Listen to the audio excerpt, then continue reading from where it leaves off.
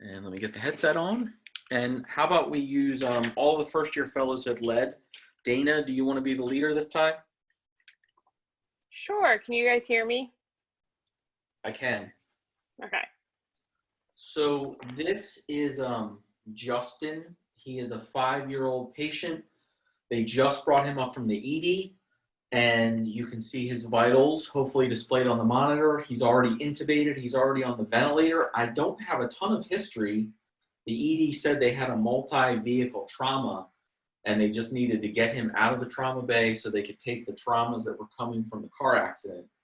They told me that he has some reactive airways disease, and his mom just arrived and said that he's an asthmatic. She has been giving him his duonebs at home.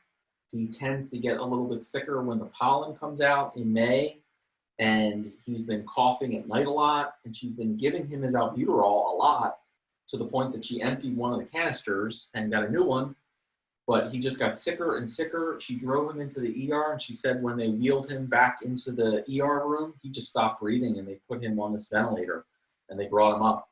From what I can see, he's got a PIV in his right arm, and it looks like someone in the ED put a central line in his neck, which was nice of them, so he's got a CVL. So that's what I know, Dana. What should I do? All right. Do we have any breath sounds on him? And what are his ventilator settings looking like? Let me see. So we have a stethoscope now, so let's put that on the chest.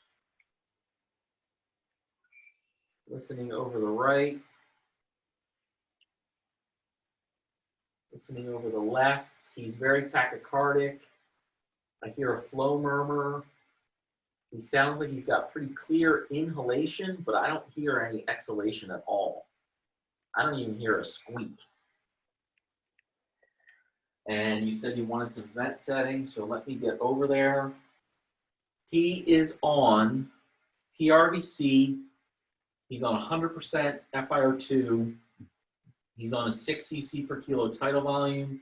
They told me his body weight was 20 kilograms, about 40 pounds. So he's set at, what did I say? 6 times 20. So he's at 120 tidal volume. His PEEP is 8. His rate is 40.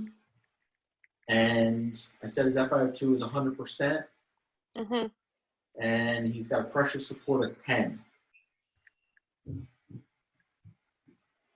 And did they start him on any type of continuous albuterol or anything like that downstairs? So the ER nurse that dropped him off said they gave him 3 back-to-back. You own that. Okay. The ventilator. All right. Well, and did he get any steroids? They've not mentioned steroids. You want me to give some? Yeah, we can start him with a loading dose of IV methylpred, 2 mg per kg. Okay, I have 2 mg per kg of Slamon. Let me go ahead and do that. All right, Slamon in. And then we can start him on continuous albuterol. We said he was 20 kilos, so maybe we'll start him at 10 milligrams an hour. All right, let me get back over here. I'll plug that in. You said 10 milligrams an hour? Yes, please. All right, 10 milligrams an hour of albuterol is going.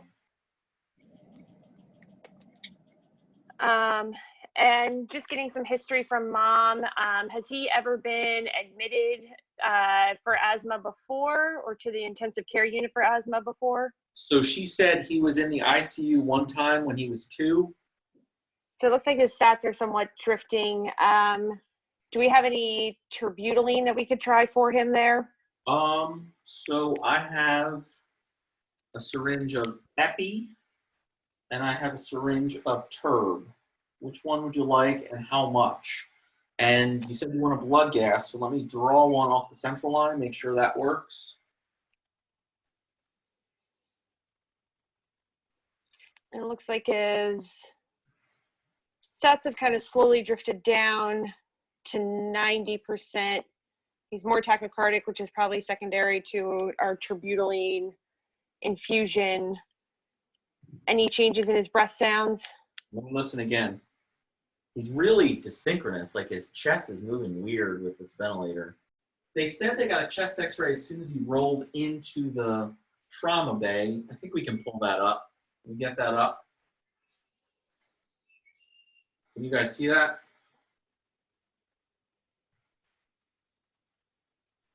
So he looks pretty hyperinflated. Yeah, I don't see an ET2. This is probably pre-intubation. I don't see any evidence of a pneumothorax, but we could probably repeat the chest x-ray. All right, I'll call those guys to come up and do a new one. We could give him a loading dose of 1 per kilo. Central line or peripheral? Doesn't matter. Central line. Okay. So 1 per kilo of ketamine pushed. And then we can order an infusion for him. Okay. For sedation. How much? So we still have a respiratory acidosis and a little bit of metabolic acidosis as well. Let's pause our simulation here. And John, we can start bringing up some of our adjuncts, and I'll drop out of the headset and go to Zoom, and we'll start doing some of the teaching stuff. All right, Dana, good job. So tell me your summary, your one-line summary of this patient and this case. So it sounds like a 5-year-old with refractory status asthmaticus with a pretty severe respiratory and metabolic acidosis despite kind of maximal medical therapies to this point. Okay. It's an obstructive process, so he's got like swelling, inflammation of the lower airways, so difficulty with ventilation. Okay, so inflammation I can understand, swelling I can understand. Why is bronchoconstriction? Good. Okay, so the smooth muscle constriction and the inflammation / mucus production is what causes this problem. And you made a very clear point. You said he's got trouble with exhalation and air trapping. I mean, definitely the rate sounded high, and I probably should have dropped that rate a lot sooner. Why? So his CO2 presumably is really high. Why would we drop the rate? That doesn't make any sense. Because it's an obstructive process, we need to give him more time for exhalation so he can actually ventilate. Good. So it's counterintuitive. The CO2 of 100 or 90, you'd think, I want to wean that. I want to give more rate, not wean it. Time that may help us with oxygenation. So the patient with bronchiolitis that is not air trapping, or the pneumonia patient that we say he's not oxygenating, we need to recruit more alveoli. We need to give him a long inspiratory time to help with oxygenation. 1 second in this asthmatic is too long, and you have to decidedly shorten that. But that's how much you can shorten it is based on what your number of breaths per minute is, as Kostov pointed out. So to lengthen the I/E ratio, you have to decrease the rate accordingly. 1 to 2, 1 to 3, 1 to 4. Sometimes all the way up to 1 to 5 or 1 to 6. Give them more time to exhale. All right, folks. Well, very good. Thanks for your participation. Dana, good job. Great. Thanks Nick. Thanks, everyone. Thank you. Thank you. Appreciate it.